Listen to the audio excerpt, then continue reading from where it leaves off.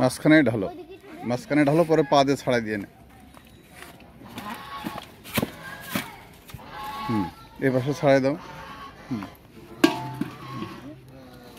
মনি আর এক আনতে হবে, যে এই জায়গাটা বন্ধ করতে হবে।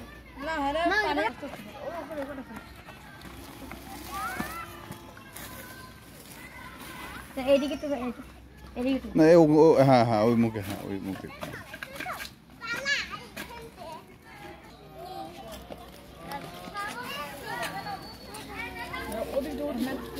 আরে এমনি এক জায়গায় দিলে